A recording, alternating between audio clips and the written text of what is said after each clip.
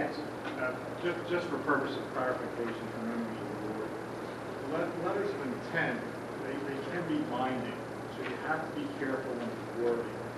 The purpose of a letter of intent is to tell the person or the individual you're contracting with that it's almost to fruition.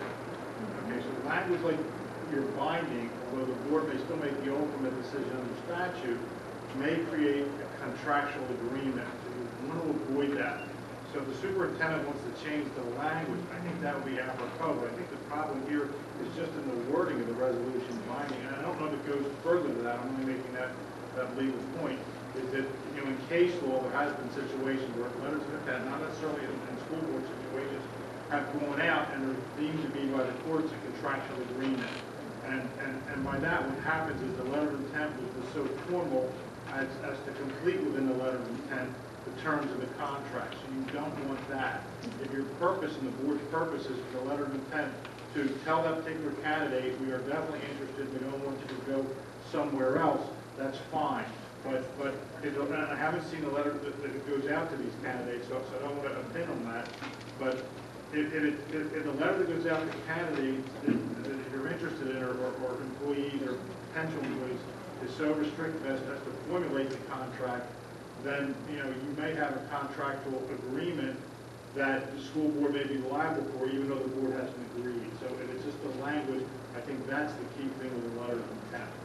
And I would agree with Mr. Caroli. That was the whole purpose of what I was saying. Let's change the language for this motion, because two things are actually reality.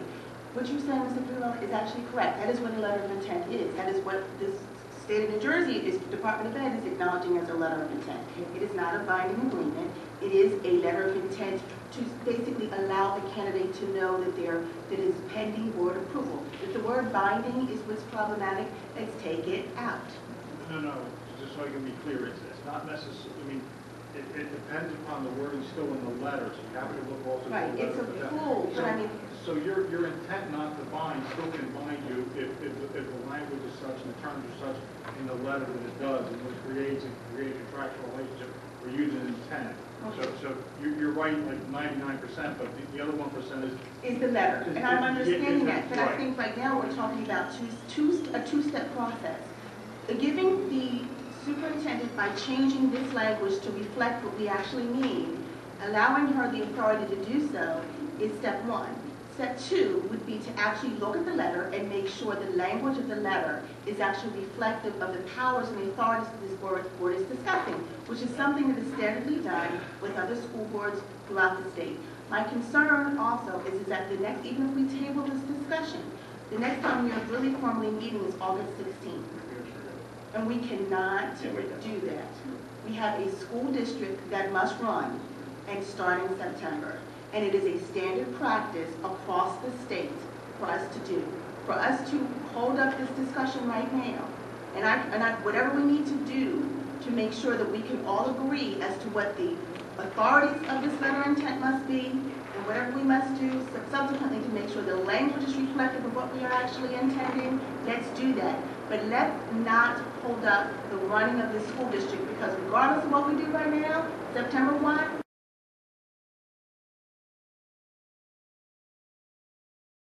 if we put a sunset on this, yes. If we put a sunset on this of the opening day of school, that would allow you to do your job to get schools open.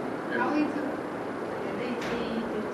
talking about through opening of the school year, which allows us to open with Well, I mean, we're July 26th now.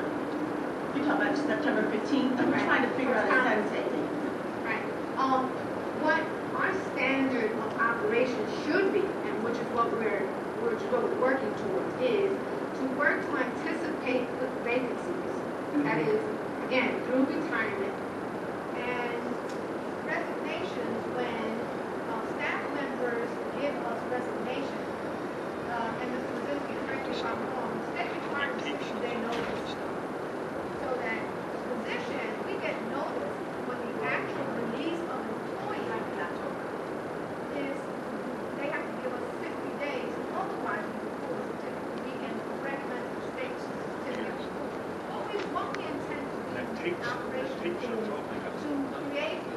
procedures and be transparent with our staff that communicates to them the expectation.